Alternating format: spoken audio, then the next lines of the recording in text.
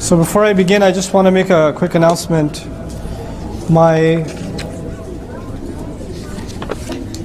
One of my best friends in the world, Sheikh Omar Sulaiman, I know him for a very, very, very long time, alhamdulillah. It's actually the first time I taught an Arabic class outside of my hometown was in his masjid, about 1938.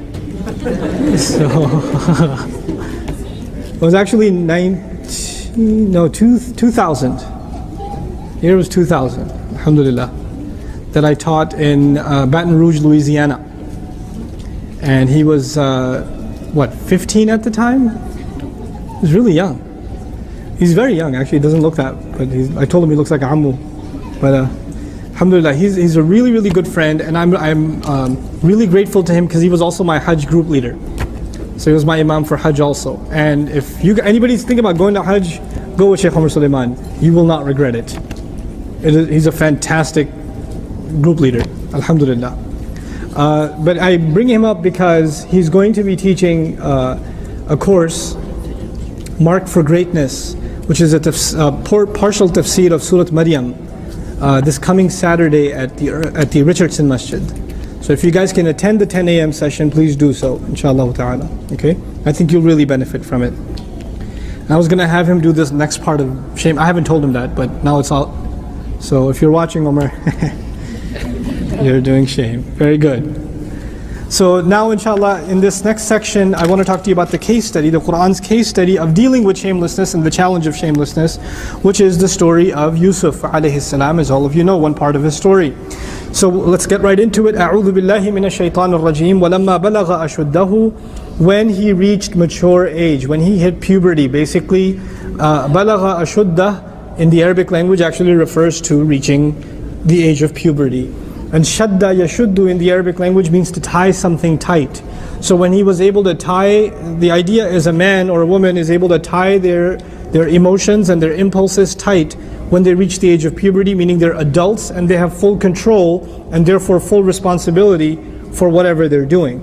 So, puberty is associated in the Arabic language and in Islam with maturity.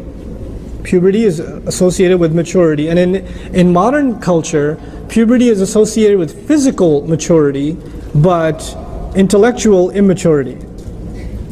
Right? It's associated with youth being impulsive, being brash, having short tempers.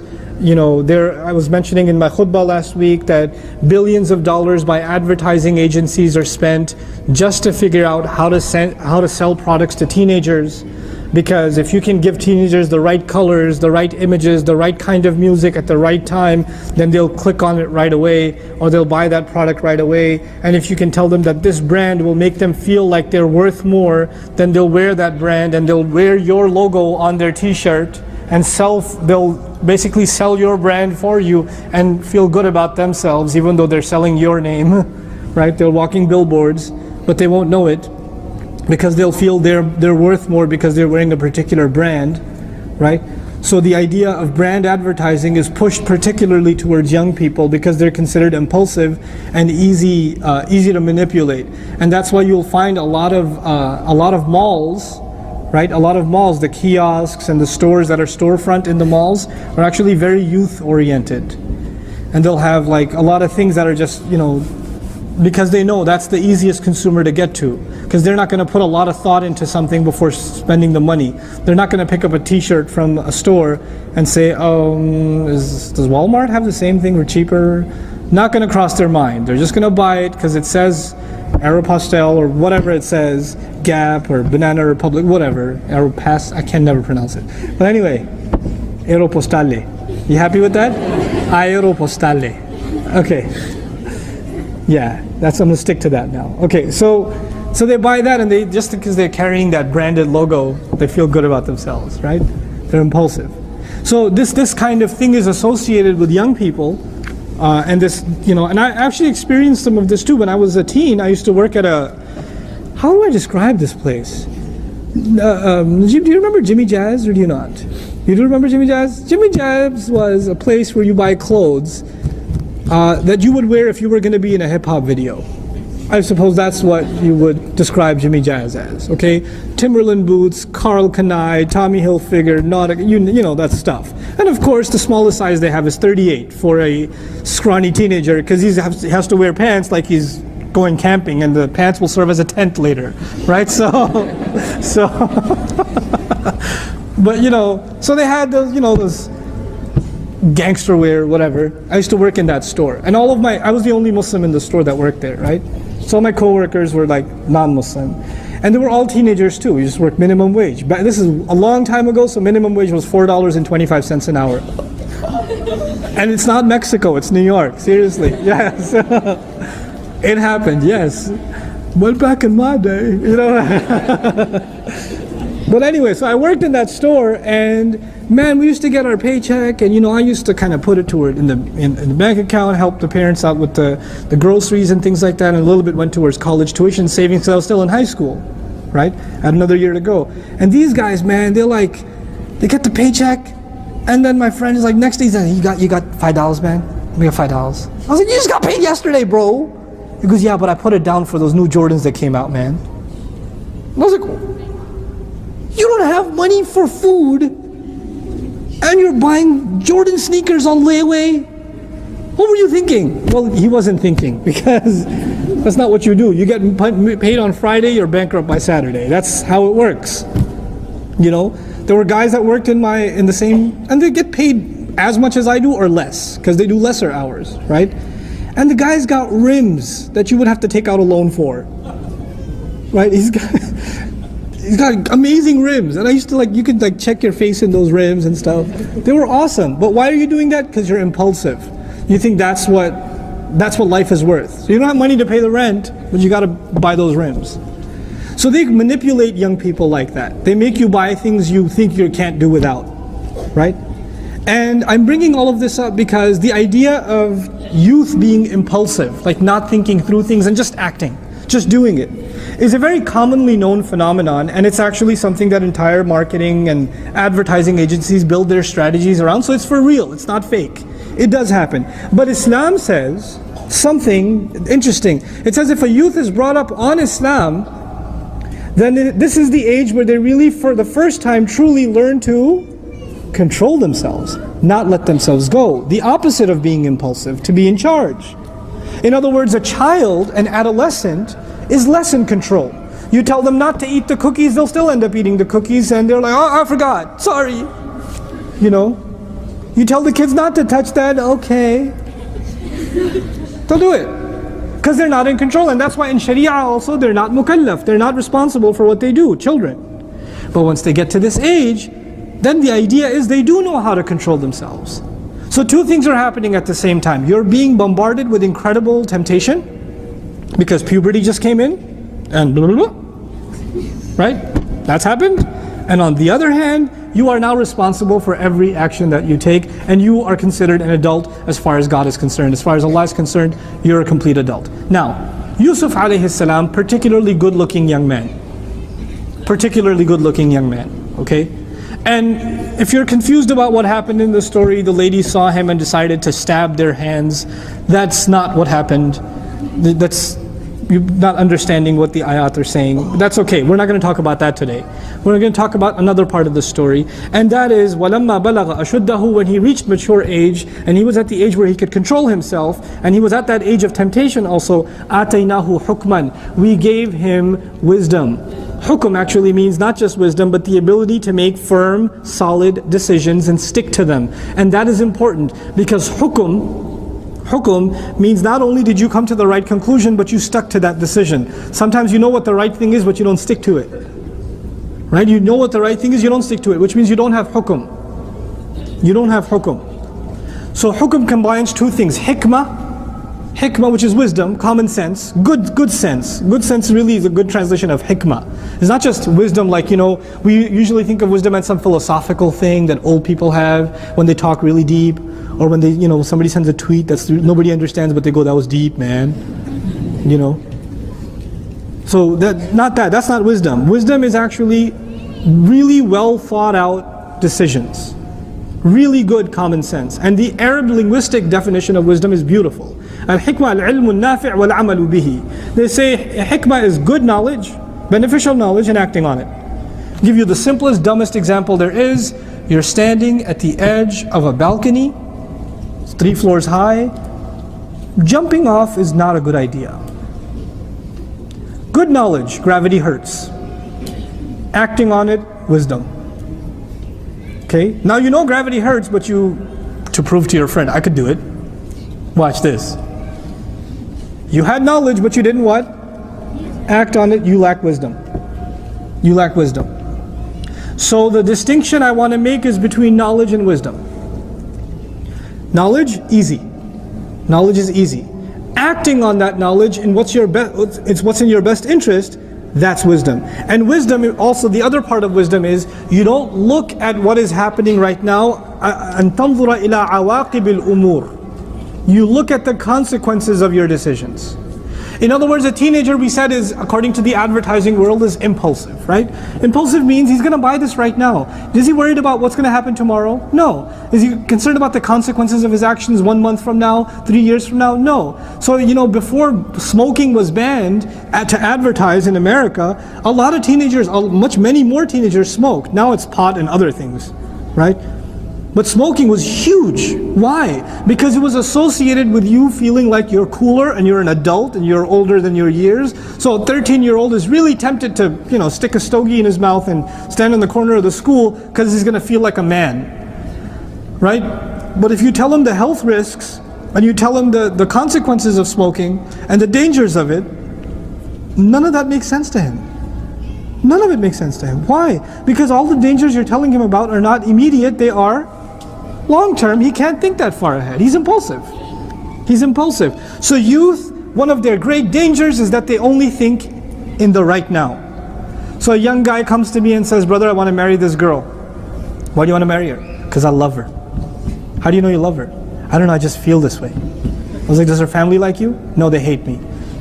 Did you tell your family? No, my mother would kill me. Okay, have you thought about where you're going to live? No. How are you going to pay for her? I don't know. Love will find a way. Right? They say in Arabic, "Laysa fil hubbi mashura." When it comes to love, you don't want to hear any advice.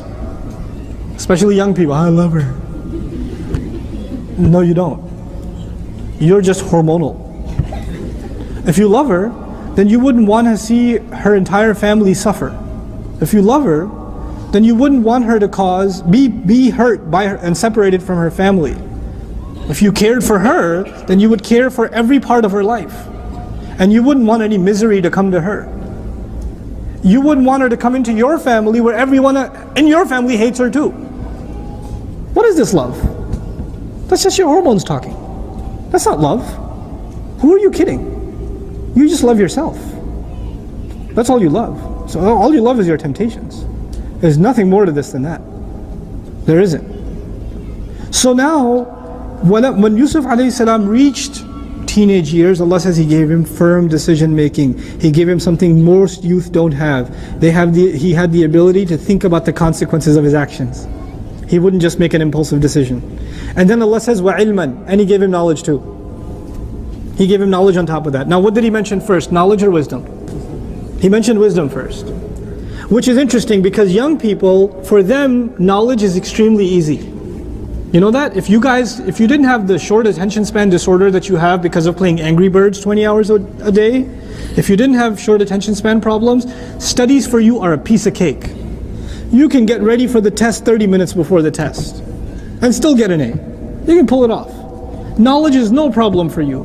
Memorizing is no problem for you. Studying is no problem for you. It's super easy for you. And the only people that have a hard time is the people who watch too much TV because their attention span is damaged. Right? Otherwise, knowledge is really easy for young people. They take it in like a sponge. Kids that are memorizing Quran in teenage years, oh my God, it make me angry how easy to memorize Quran.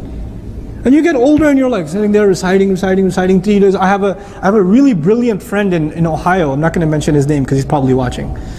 Right? Brilliant. I love this man. I want to be a dad like him. He's my ideal dad. That guy. He's awesome. But anyway, so he's trying to memorize Quran. His kids are like almost marriage age now. He's trying to memorize Quran. He'll memorize 1 ayah, 2 ayat in like 5 hours.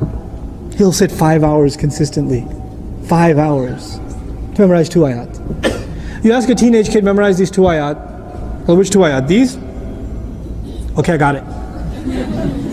No, you don't. Yes, I do. It's done. You got it. Knowledge is easy for young people. Wisdom is hard for young people. Now the opposite happens at old age. What's easy for old people? Wisdom is easy for old people, and knowledge becomes hard for old people. It reverses. Allah says Yusuf is unique. This young man, we gave him the gift of wisdom. And additionally, of course, knowledge.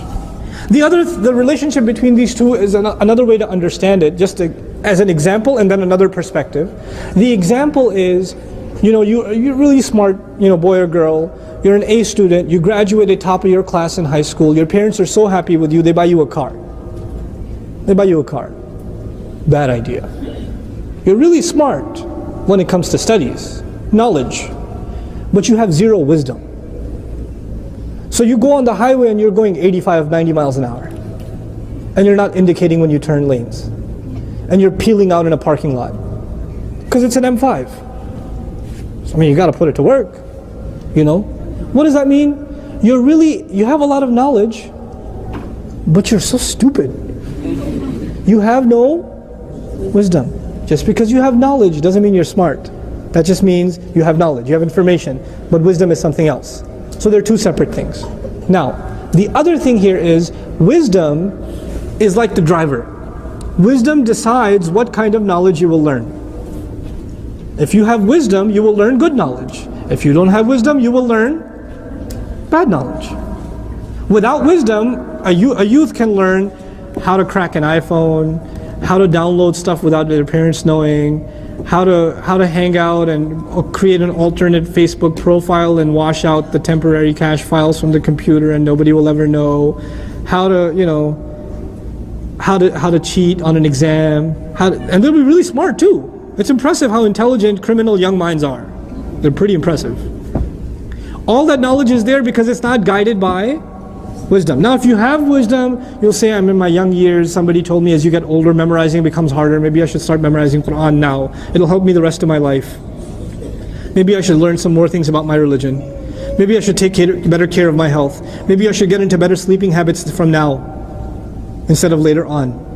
Maybe I should start eating better instead of eating junk. Now your wisdom is directing your knowledge. Now Yusuf alayhi salam, Allah says we gave him wisdom, we gave him knowledge. وَكَذَلِكَ نَجْزِي الْمُحْسِنِينَ. And that is how we compensate those who excel, those who constantly recognize our presence, al-muhsinin. Now this is a young man with wisdom and knowledge, and now that wisdom and knowledge and his ihsan is going to be put to the test. Ihsan means you recognize Allah's presence. You're always aware Allah is there. Ihsan has come up twice so far in the context of shamelessness. We were reading Surah Ali Imran, we heard, Wallahu yuhibbul muhsinin, walladhina idha fa'alu fahishatan. Allah loves those who excel, even when they do something shameless, they immediately remember Allah. I had that conversation with you. So ihsan was mentioned in the context of someone who makes a mistake of shamelessness.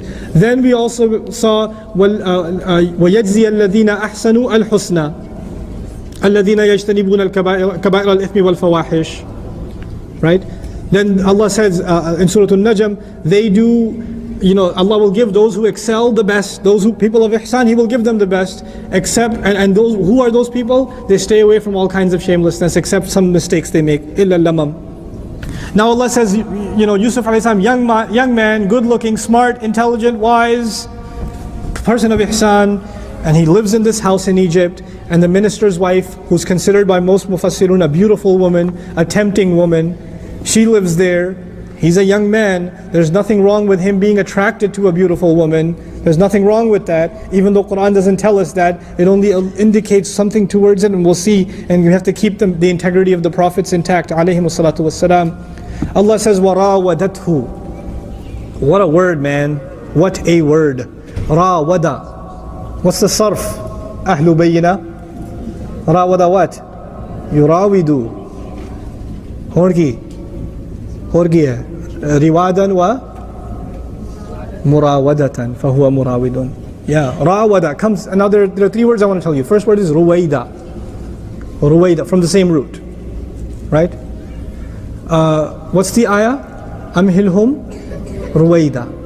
Ruwaida means slowly. Ruwaida in Arabic means aram se way. Ruwaida, slowly, easily. Then from it you get the word arada yuridu. What does arada yuridu mean? To want. Then you get rawada, to make someone want what you want, to make someone think the way you think, to get someone to agree with your thoughts, to seduce someone, and to seduce them slowly. To get them to think like you. Oh, come on. Yusuf, just sit here for a little bit. Come here. Let me talk to you for a little bit. And he's avoiding her, and he's avoiding her, and he's avoiding her. It's not one time. It's rawadat. She kept going at him. She wouldn't stop. Yusuf, could you come here for a second? And he keeps his eyes low. He never looks at her. She keeps trying. Now I've talked to you before about guys going after the girl. What's the story about? Girl going after the guy. That happens too. And she won't stop. And this poor kid, he's a young kid. He's a man, actually. I shouldn't say kid. He's a man, young man, good-looking man, unmarried man, lives in this house. She wants to be with him. He knows it's wrong, and he works for her too. All the reasons to justify it to yourself and say, what's wrong with that? I mean, she's my boss. What's the big deal? She doesn't seem to mind.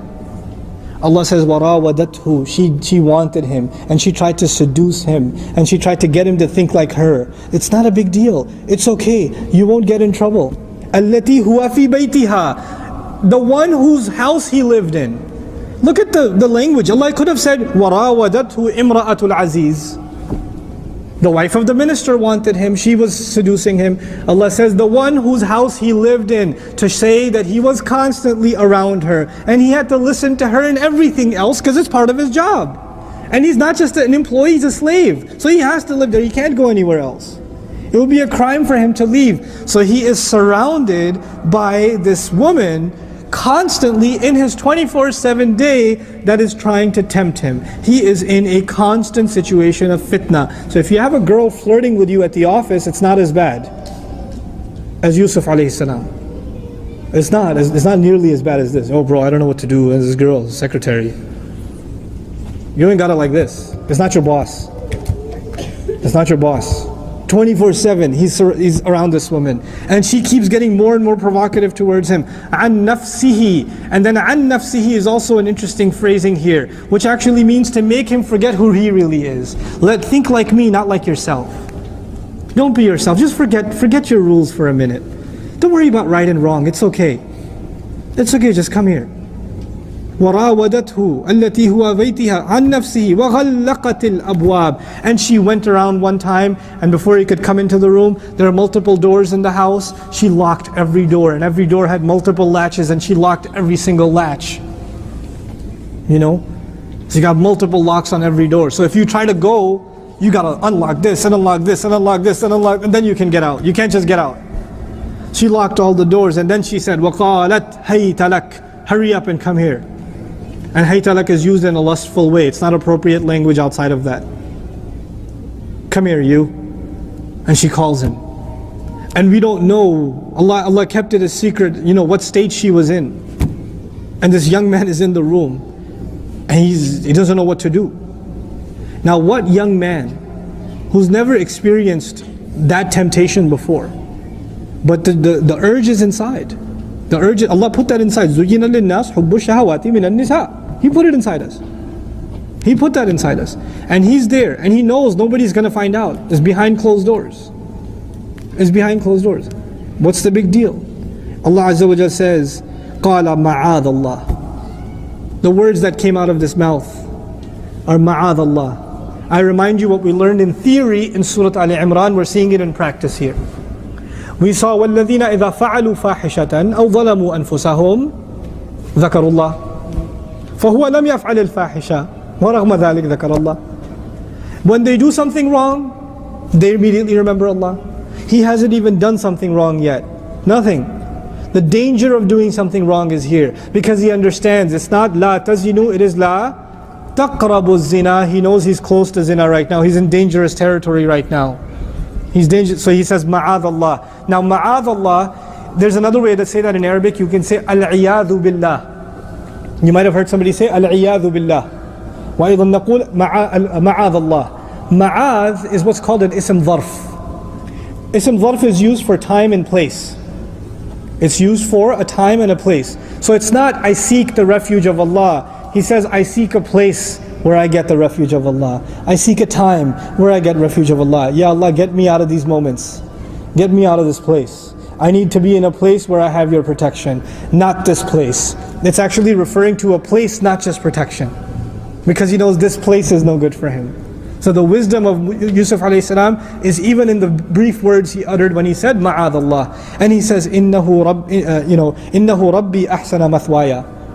My master, no doubt about it, he's the one that has done so much. He's provided me such good housing. It's been interpreted in two ways. One is Allah has provided me such good housing. How can I do this wrong?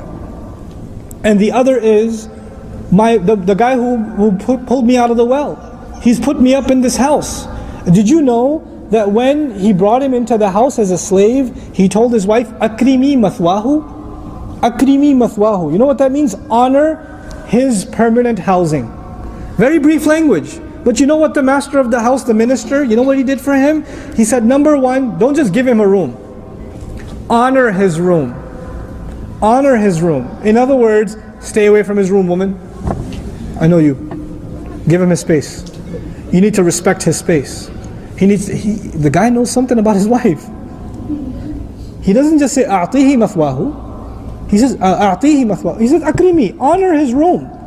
Give him a place where he can live respectably by himself. And mathwa actually means a place where you stay for multiple generations. That is his room for generations to come. In other words, you will never move him from that room. That is his room. It's not even mathwan lahu. Honor a room, set up a room for him. No, it's his room. The guy had really taken care of Yusuf alayhi salam.